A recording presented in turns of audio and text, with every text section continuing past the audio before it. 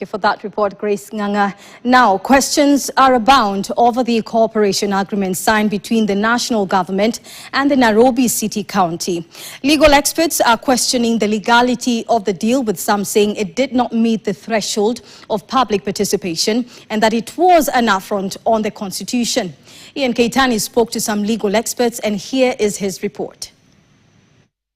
4 hours after Nairobi Governor Johnson Sakaja put pen to paper, seeking help in undertaking the same mandate he vowed to accomplish in the run-up to the 2022 general election, legal questions have arisen over the 80 billion cooperation agreement. According to Clause 3 of the cooperation agreement, the deal seeks to strengthen the performance of county functions and improve the quality of efficiency. However, city lawyer Suleiman Bashir has poked holes into the President Ruto Sakaja deal, arguing that it legally interrupts the operation of counties and is a direct attack on devolved units. It's a serious affront on the whole system of governance in as far as the devolved system under Chapter 11 is concerned. It is a serious attack on the Constitution of Kenya 2010. It's a setback or a serious clawback on the whole principle of devolved system of government.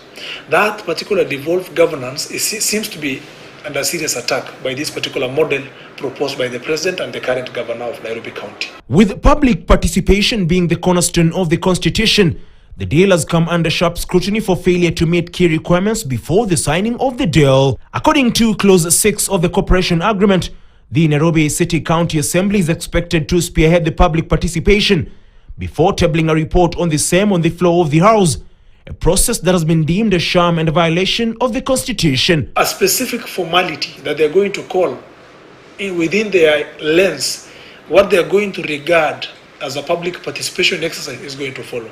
That will be a pure sham. A formality that, according to them, will be hell-bent to challenge any legal challenges or petitions that the courts of law might see in the coming day. Ultimately, we are going to have a report that gives it a yes, but it's a sham of a report, which we can tell even before we subject ourselves to it.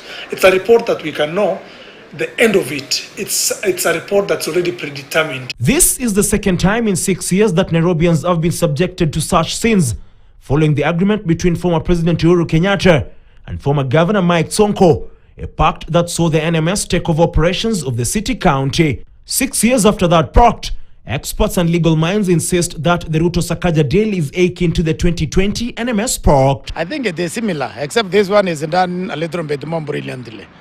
Instead of bringing an external body, the way Uhuru Kenyatta did, the president has decided to agree that let's do this for you, but you will still do it, but we will finance it. Why is he trying to give us a different name, but giving us the same model of how the NMS has operated through taking away the functions of Nairobi County government? With Clause 4 and 5 of the deal highlighting the roles and responsibilities of the parties, with the steering and implementation committees expected to jointly oversee the identifying, financing and implementation of various projects, questions have arisen over what role Governor Johnson Sakaja and the entire county executive will have moving forward. Even the county governor of Nairobi, who is regarded as the vice chair of that particular steering committee or the implementation committee, is going to be a roadside sort of a bystander. In fact, the only thing we can see is for us as having a ceremonial county governor going forward, with the national government running everything. When you've been given an assignment or responsibility and you fail to deliver, the decent thing to do is to resign. Ian Keitani for KTN Prime. Thank you for that report, Ian Keitani. Now, meanwhile, President